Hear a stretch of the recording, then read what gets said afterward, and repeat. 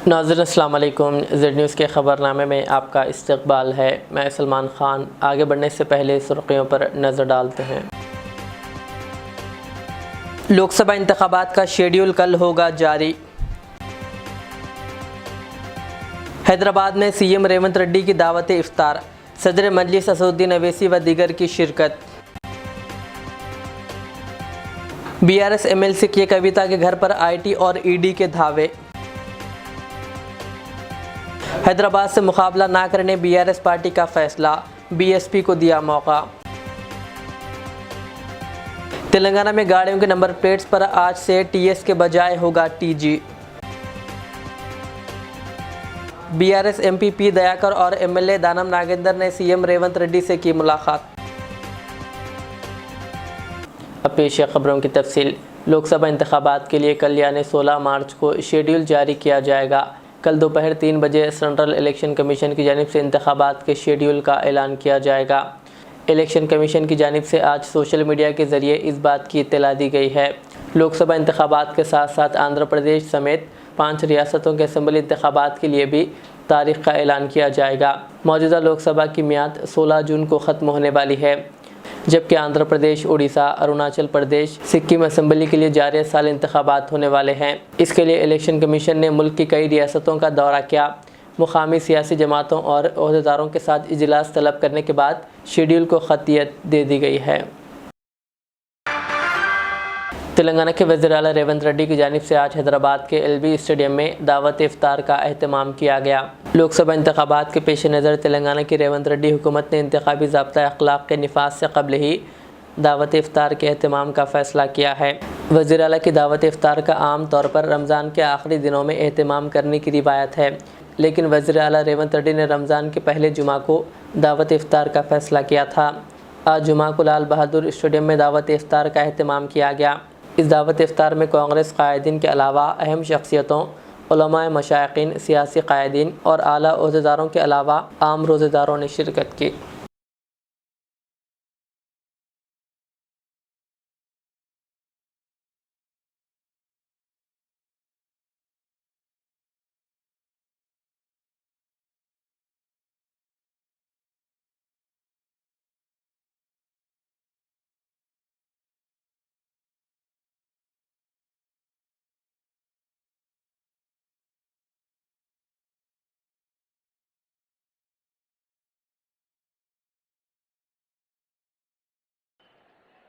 मुसलमान भाई बहनों को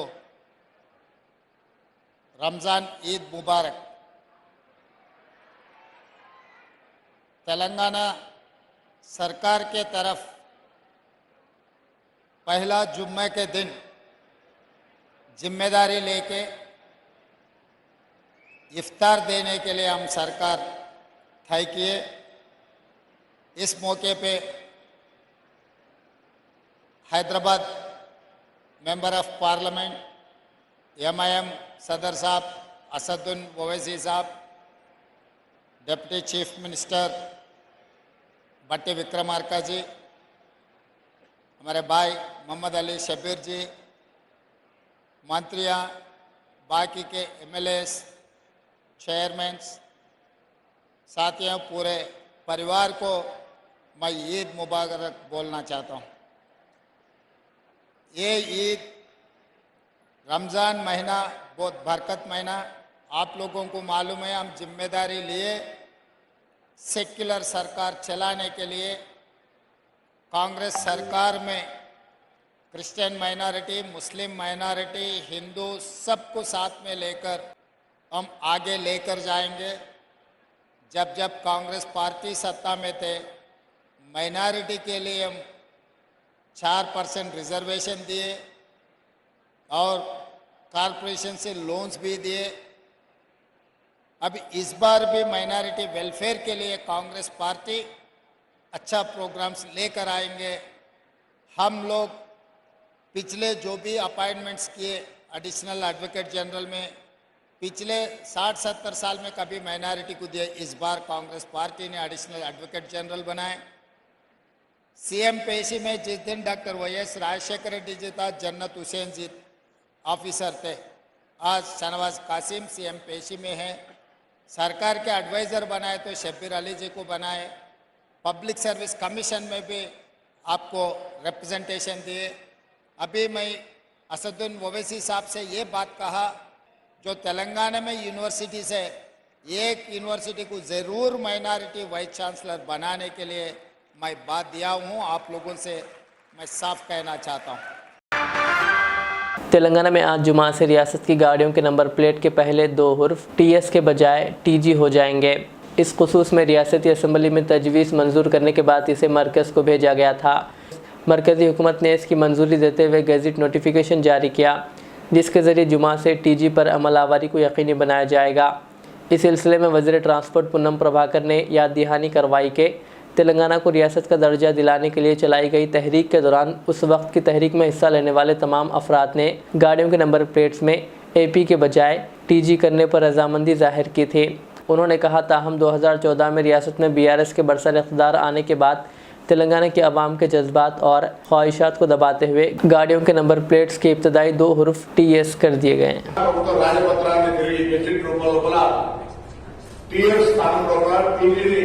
మార్పు నిర్ణయంగా ప్రకటించింది. ఈరోజు ఇవాళ సాయంత్రం 4 తర్వాత రేపటి నుంచి రిజర్వేషన్ అయ్యే ప్రతి బండి టీజీ పేరు మీద సిరీస్ రిజర్వేషన్ అయితే ఇదొక మార్పు.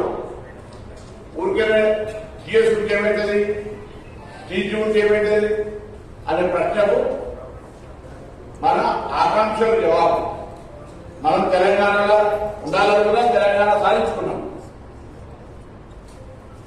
టీజీ అనేది మన ప్రతి రాష్ట్రం ఏదైతే ఏపీ, ఆంధ్రప్రదేశ్, టీజీ, తెలంగాణ ఇట్లా ఉన్నటువంటి దాన్ని వాళ్ళకి అనుకూలంగా నియోజకవర్గ మార్పులు మార్చుకున్నా ఈ ఆకాంక్షల గౌరవాన్ని, ప్రజా ఆకాంక్షలు గౌరవించాలి.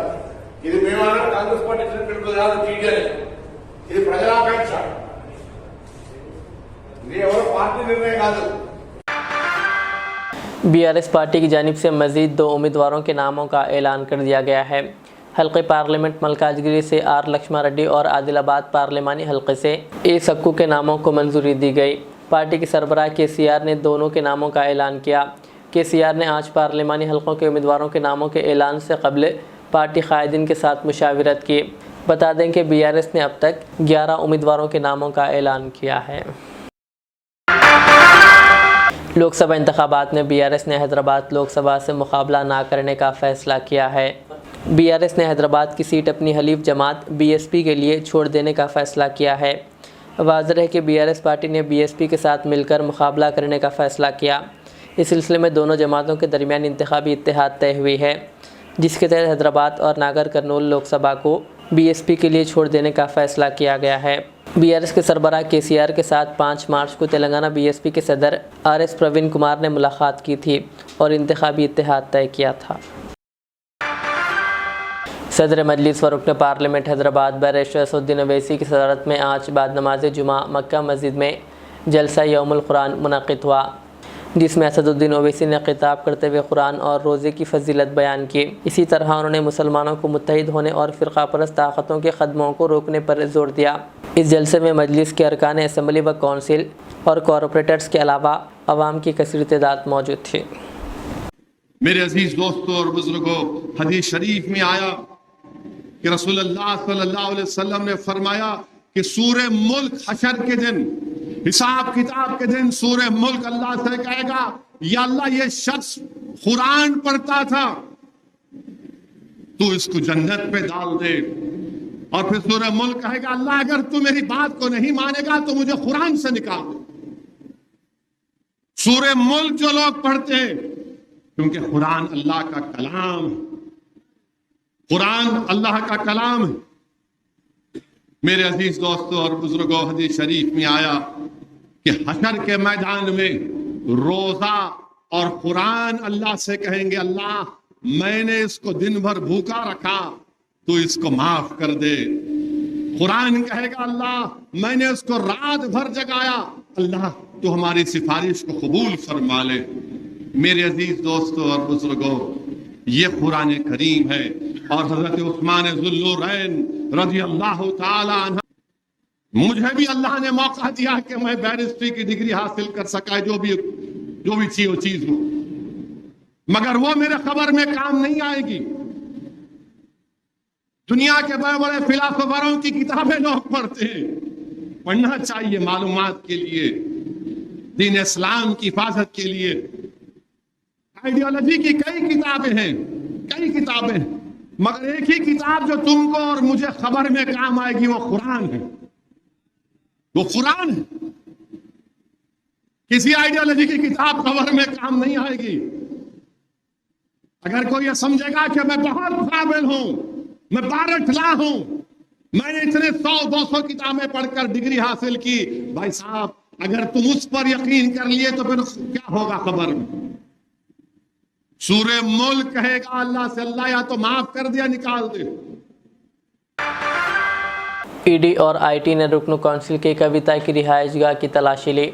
तेलंगाना के साबिक वज़ीर आला केसीआर की दुख्तर व बीआरएस के रुकन कौंसिल की कविता के घर पर आईटी ने धावे किए। आईटी धावे में दहली के 10 एहलकारों की टीम ने हिस्सा लिया। आईटी ने ईडी हुकाम के साथ मिलकर ये तलाशी ली। इन्हें 4 टीमों में तश्कील दिया गया और तलाशी मुहिम जारी है। आईटी धावे के पेश नज़र कविता की रिहायशगाह के करीब भारी तादाद में पुलिस तैनात कर दी गई है। दूसरी तरफ सुप्रीम कोर्ट ने शराब के मामले में ईडी के समन को मनसूख करने के लिए कविता की दरख्वास्त की समाअत इस माह की 19 तारीख तक मुलतवी कर दी है।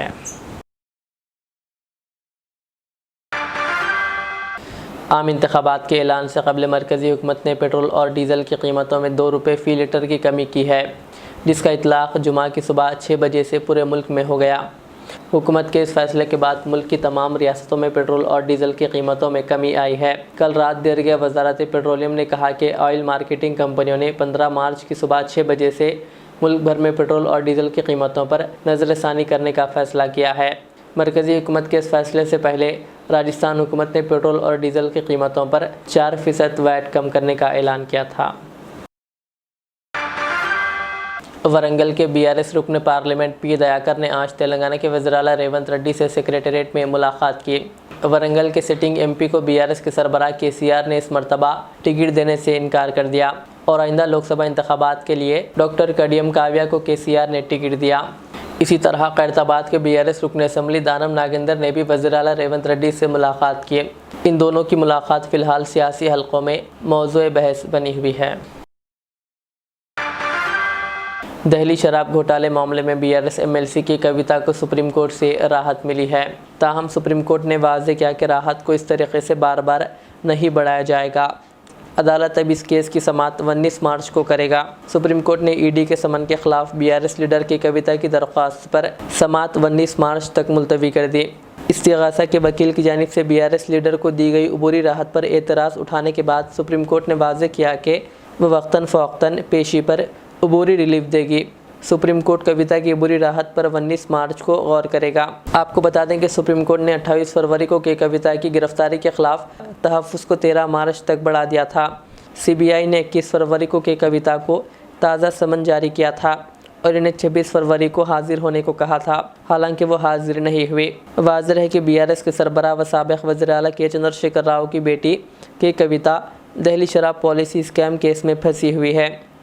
के कविता ने अदालत से गिरफ्तारी से तहफ़्फ़ुज़ और ईडी से समन मनसूख करने का मुतालबा किया है।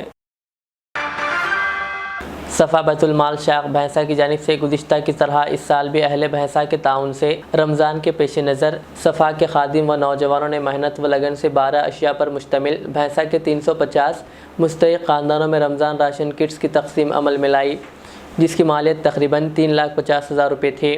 रमज़ान राशन किट्स की तक़सीम के अमल के बाद ज़िम्मेदार सफ़ा हाफिज़ मुनीरुद्दीन और मौलाना अब्दुल क़य्यूम ने सफ़ा के दफ्तर पर खुद्दाम व मुआविनीन का दिल की गहराइयों से शुक्रिया अदा किया। इस मौके पर दीगर ज़िम्मेदारान मौलाना जाफ़र क़ासमी, मुफ्ती इरफ़ान अत्थरुद्दीन और शेख इरफ़ान के अलावा दीगर मौजूद थे।